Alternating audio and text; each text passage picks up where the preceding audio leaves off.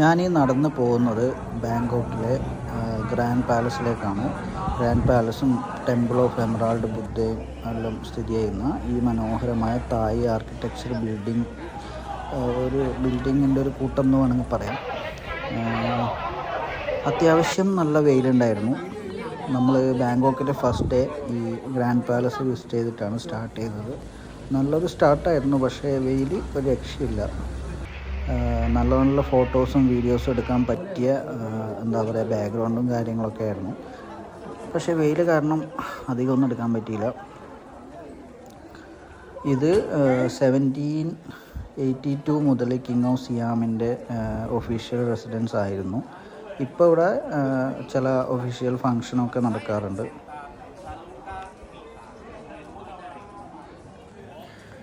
ഇത് ഈ ഗോൾഡ് കളറിൽ കാണുന്നതൊക്കെ ഒറിജിനൽ ഗോൾഡാണെന്നാണ് പറയപ്പെടുന്നത്. ഗോൾഡ് പ്ലേറ്റഡ് ഒന്നുമല്ല, റിയൽ ഗോൾഡാണ്. ഇതിൻ്റെ ഉള്ളിലൊരു എമറാൾഡ് ബുദ്ധ എന്ന് പറഞ്ഞിട്ടൊരു ടെമ്പിൾ ഉണ്ട്. ടെമ്പിളിൻ്റെ ഉള്ളിൽ അതിൻ്റെ ഉള്ളിൽ വീഡിയോ ഒന്നും അലൗഡ് അല്ല. പക്ഷേ അതിൻ്റെ ഉള്ളിൽ ഇരിക്കുമ്പോൾ എന്താ ഒരു സമാധാനം എന്നറിയോ? ശരിക്കും തായ്ലൻഡിൽ പോകുന്നതായിരിക്കും. ശരിക്കും പറഞ്ഞാൽ ഈ തായ്ലൻഡ് എല്ലാ ടൈപ്പ് ആൾക്കാർക്കും പറ്റിയതാണ്. റിലീജിയസ് അല്ല, ഡിവോഷണലായാലും അടിച്ചു പൊളിക്കാൻ പറ്റിയാണെങ്കിലും എങ്ങനെ നോക്കിയാൽ കുട്ടികൾക്കായാലും വലിയവർക്കായാലും ഏത് ടൈപ്പ് ക്യാരക്ടറുള്ള ആൾക്കാർക്കും എൻജോയ് ചെയ്യാൻ പറ്റിയ എല്ലാ സംഗതികളും തായ്ലൻഡിലുണ്ട്. അതുകൊണ്ട് തായ്ലൻഡ് പോയവർ, ബാങ്കോക്ക് പോകുന്നവർ ഈ പാലസ് ഒരിക്കലും മിസ്സാക്കരുത്. ഇതാണ് ആ എമറാൾഡ് ബുദ്ധേൻ്റെ ടെമ്പിള്. ഇതിൻ്റെ ഉള്ളിൽ മൊത്തം എന്താ പറയേണ്ടത്, രത്നങ്ങളും വജ്രങ്ങളും അങ്ങനത്തെ ഒരു കളറാണുള്ളത്. കണ്ണിങ്ങനെ മഞ്ഞളിക്കും. അതിൻ്റെ പുറത്തെടുത്തിട്ടുള്ള അതിൻ്റെ ചുറ്റും നടക്കാൻ പറ്റും. അതിൻ്റെ അവിടെ ഒരു വെള്ളവും താമരയൊക്കെ വെച്ചിട്ടുണ്ട്. എന്തായാലും നല്ലൊരു എക്സ്പീരിയൻസ് ആണ്. പക്ഷേ ചൂട് പുറത്ത് നല്ല ചൂടുണ്ടായിരുന്നു. ഈ എമറാൾഡ് ബുദ്ധേൻ്റെ ഇവിടെ അത്യാവശ്യം തണുപ്പുണ്ടായിരുന്നു. അതുകൊണ്ട് എല്ലാവരും അവിടെ കൂടി നിൽക്കുന്നുണ്ട്.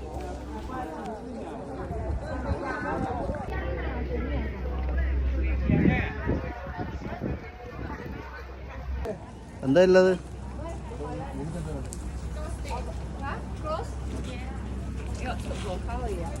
എന്താ ഐസ്ക്രീം ഇല്ല?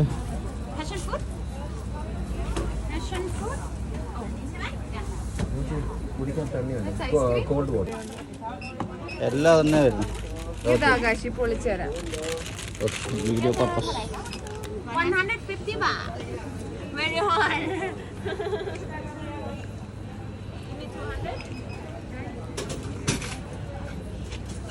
Macam kerja. Cheers. Yes. Oh yeah. Thank you.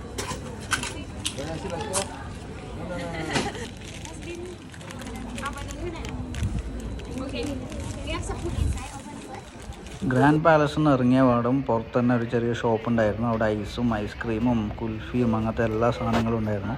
ഞാൻ ട്രൈ ചെയ്തത് ഈ ദൂരിയാൻ്റെ ഐസാണ്. ഒരു രക്ഷയില്ല, ഭയങ്കര ടേസ്റ്റായിരുന്നു. ഇത് കഴിച്ചവിടെ നമുക്ക് നല്ലൊരു ആശ്വാസമായി.